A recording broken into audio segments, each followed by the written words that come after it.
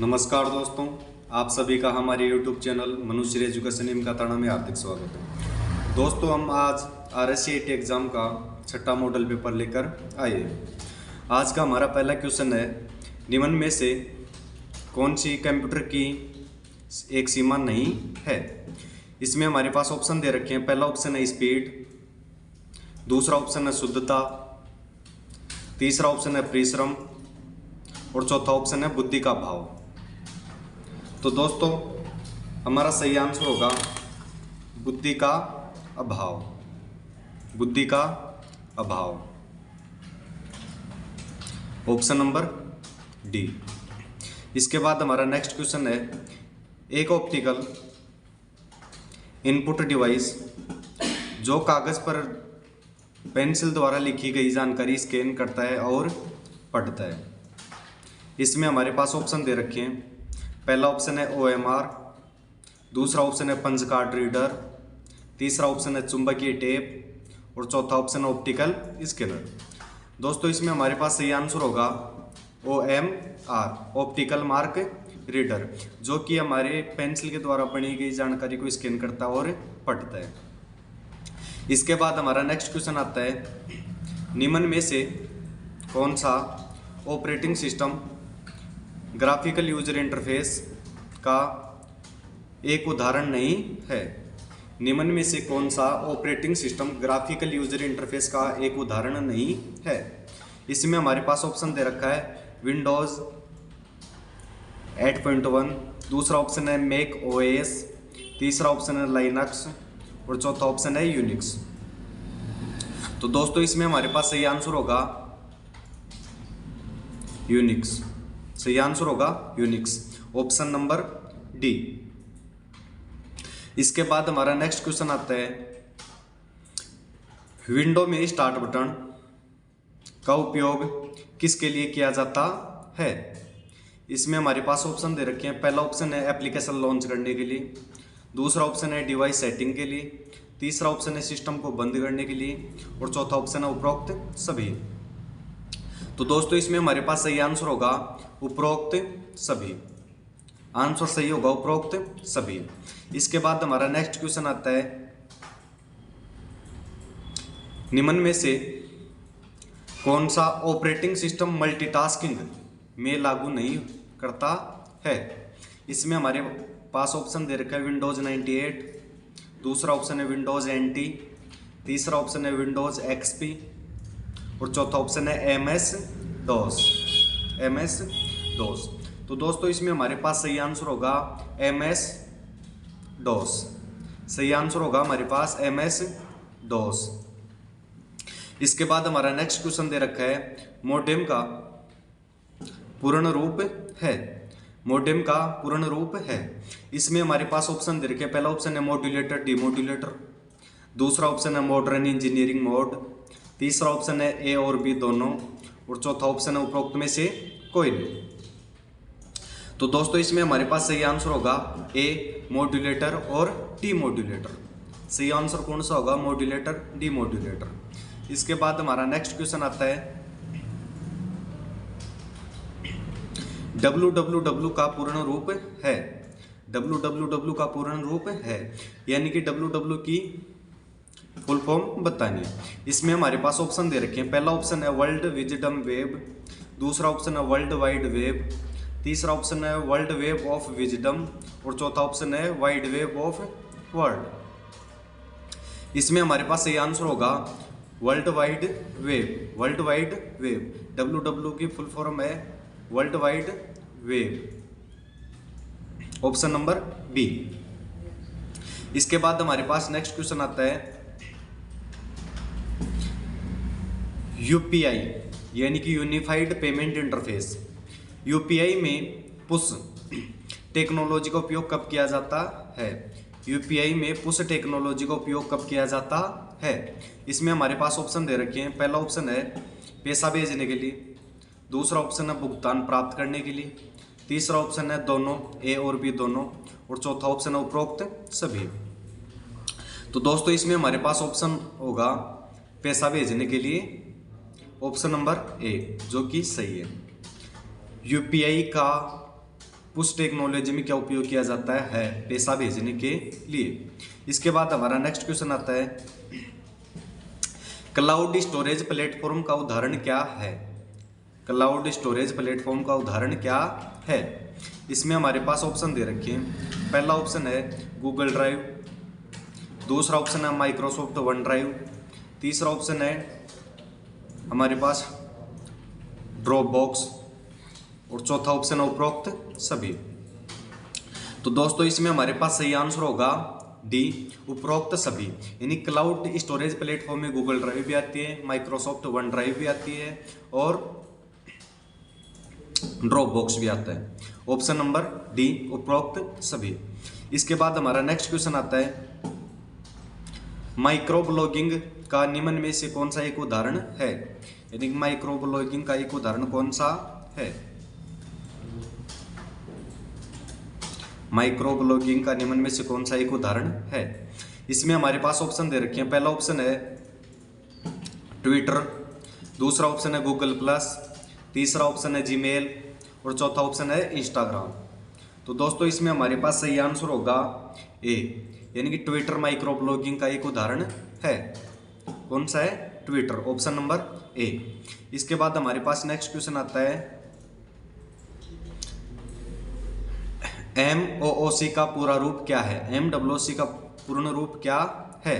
इसमें हमारे पास ऑप्शन दे रखे हैं। पहला ऑप्शन है हमारे पास मैसिव ऑनलाइन ओपन कोर्स, दूसरा ऑप्शन है मल्टीपल ऑनलाइन ओपन कोर्सवेयर, तीसरा ऑप्शन है mega online ocean of courses, चौथा ऑप्शन है इनमें से कोई भी नहीं। तो दोस्तों इसमें हमारे पास सही आंसर होगा A, massive online open course, option number A, जो कि हमारा सही है, मैसिव ऑनलाइन ओपन कोर्स। इसके बाद हमारा नेक्स्ट क्वेश्चन आता है, नागरिक ऑनलाइन माध्यम से रोजगार के लिए कैसे पंजीकरण कर सकते हैं। नागरिक ऑनलाइन माध्यम से रोजगार के लिए कैसे पंजीकरण कर सकते हैं। इसमें हमारे पास ऑप्शन दे रखा है। पहला ऑप्शन है ई-मित्र, दूसरा ऑप्शन है रोजगार विभाग की वेबसाइट, तीसरा ऑप्शन है ए व बी दोनों और चौथा ऑप्शन ना तो ए और ना ही बी। तो दोस्तों इसमें हमारे पास ऑप्शन सही होगा ऑप्शन नंबर सी, ए व बी दोनों। यानी कि हम ई मित्र के माध्यम से भी पंजीकरण करवा सकते हैं और रोजगार विभाग की वेबसाइट के द्वारा भी करवा सकते हैं। तो ऑप्शन नंबर सी इसमें सही होगा। इसके बाद हमारा नेक्स्ट क्वेश्चन आता है, एसएसओ का पूर्ण रूप क्या है। यानी एसएसओ की फुल फॉर्म बताइए। इसमें हमारे पास ऑप्शन दे रखे हैं। पहला ऑप्शन है सिंगल साइन ऑन, दूसरा ऑप्शन है सोशल सिक्योरिटी ऑफिसर, तीसरा ऑप्शन है सोर्स सिलेक्शन ऑफिसर और चौथा ऑप्शन है सपोर्ट सर्विस ऑर्गेनाइजेशन। तो दोस्तों इसमें हमारे पास सही आंसर होगा सिंगल साइन ऑन। कौन सा ऑप्शन सही होगा, option number A, single sign on, जो कि हमारा एसएसओ का पूर्ण रूप है। इसके बाद हमारे पास नेक्स्ट क्वेश्चन आता है, राष्ट्रीय मतदाता सेवा पोर्टल के संदर्भ में, यानी कि राष्ट्रीय मतदाता सेवा पोर्टल में ईपीआईसी क्या है। यानी ईपीआईसी क्या है। इसमें हमारे पास ऑप्शन दे रखे हैं। पहला ऑप्शन है हमारे पास चुनाव कर्मियों का पहचान पत्र, दूसरा ऑप्शन है चुनाव फोटो पहचान पत्र, तीसरा ऑप्शन है ए एंड बी दोनों और चौथा ऑप्शन है इनमें से कोई नहीं।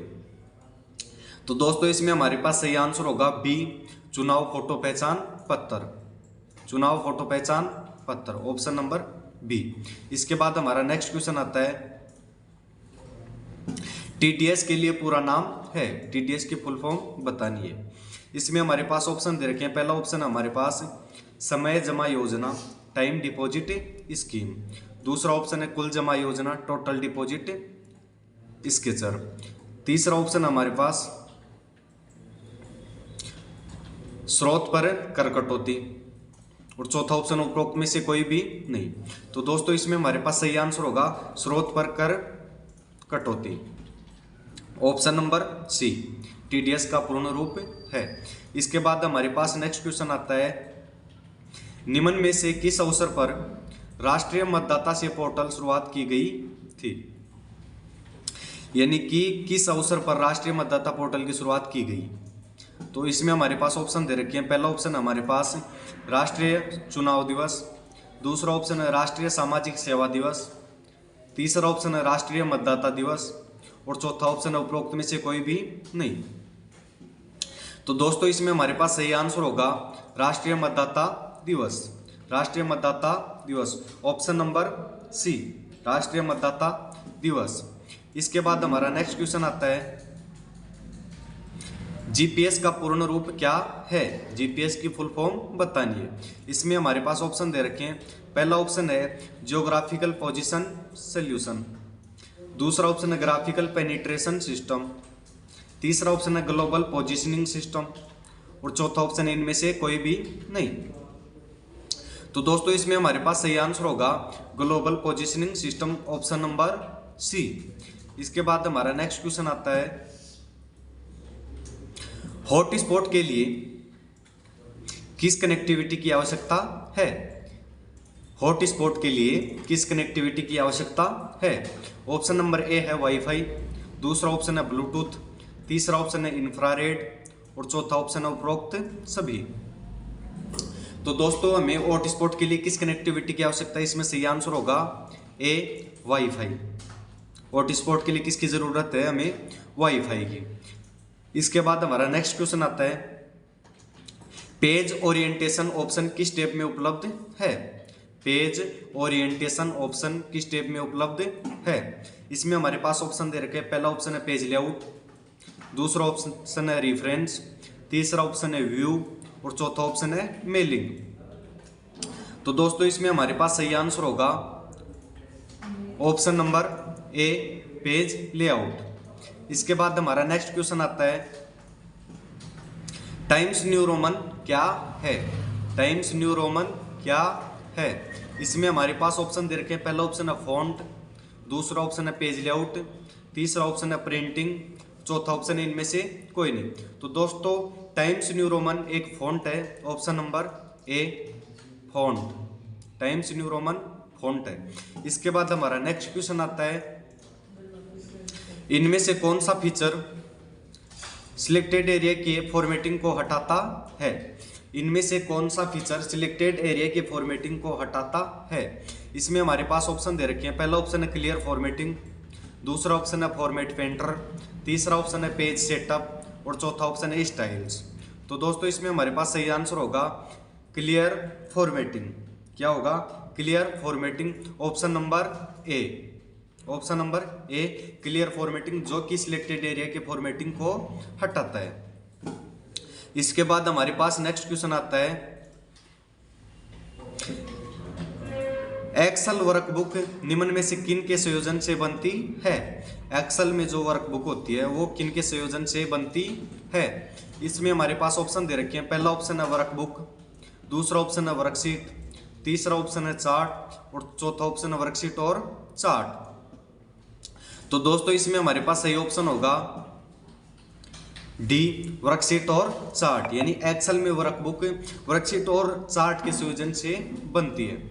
इसके बाद हमारा नेक्स्ट क्वेश्चन आता है एक नाम बॉक्स क्या है। एक नाम बॉक्स क्या है।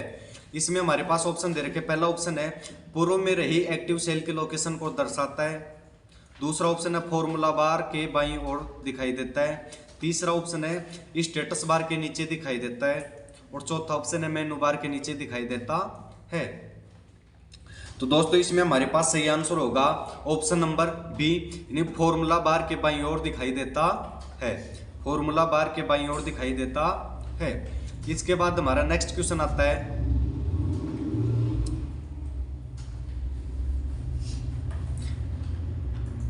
एक प्रेजेंटेशन के स्लाइड शो को स्टार्ट करने के लिए कौन सी कुंजी दबाना अनिवार्य है। इसमें हमारे पास ऑप्शन दे रखे हैं। पहला ऑप्शन है F5 को दबाना, दूसरा ऑप्शन है स्लाइड शो मेनू से व्यू शो ऑप्शन को चुनना, तीसरा ऑप्शन है स्लाइड शो मेनू से रिहर्स टाइमिंग को चुनना और चौथा ऑप्शन है ए और बी दोनों। तो दोस्तों इसमें हमारे पास सही आंसर होगा डी ए और बी दोनों। सही आंसर होगा डी ए और बी दोनों, यानी कि F5 कुंजी को दबाने से भी होता है और स्लाइड शो से व्यू शो ऑप्शन को चुनना। इसके बाद हमारा नेक्स्ट क्वेश्चन आता है पावर पॉइंट प्रेजेंटेशन को बहुतायत से उपयोगी है। पावर पॉइंट प्रेजेंटेशन बहुतायत से उपयोगी है। इसमें हमारे पास ऑप्शन दे रखे हैं। पहला ऑप्शन है टीचर के लिए नोट्स आउटलाइन की तरह, दूसरा ऑप्शन है स्टूडेंट्स के लिए प्रोजेक्ट प्रेजेंटेशन की तरह, तीसरा ऑप्शन है प्लानिंग की सूचना के संचार की तरह, और चौथा ऑप्शन है उपरोक्त सभी। तो दोस्तों इसमें हमारे पास सही आंसर होगा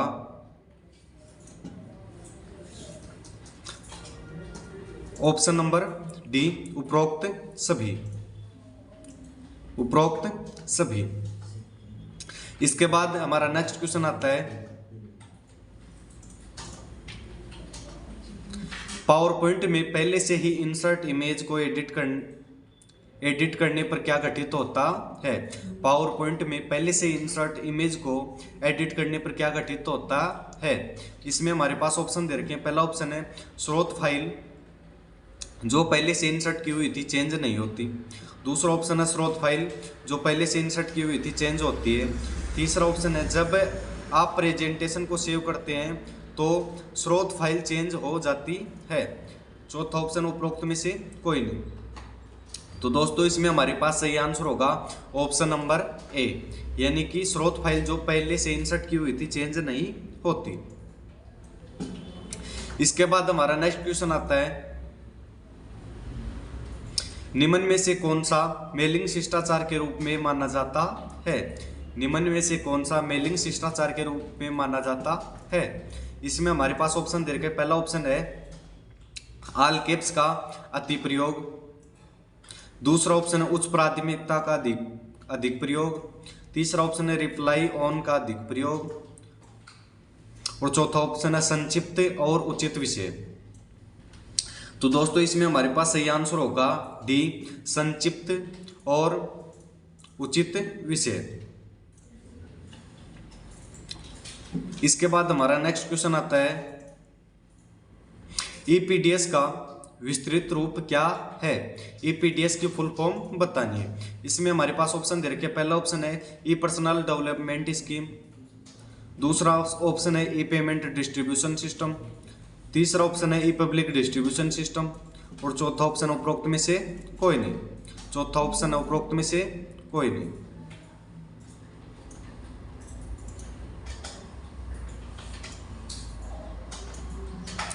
चौथा ऑप्शन है हमारे पास उपरोक्त में से कोई नहीं।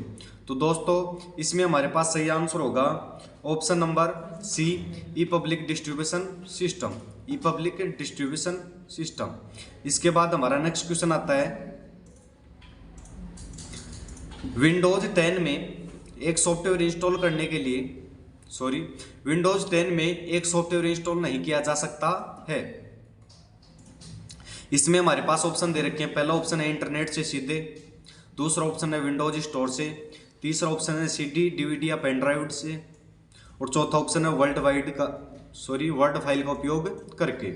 तो दोस्तों इसमें हमारे पास सही आंसर होगा option number D, word file का उपयोग करके हम सॉफ्टवेयर इंस्टॉल नहीं कर सकते हैं। इसके बाद हमारा नेक्स्ट क्वेश्चन आता है आमतौर पर किस प्रकार का ईमेल सेटिंग में उपयोग किया जाता है। आमतौर पर किस प्रकार की ईमेल सेटिंग का उपयोग किया जाता है।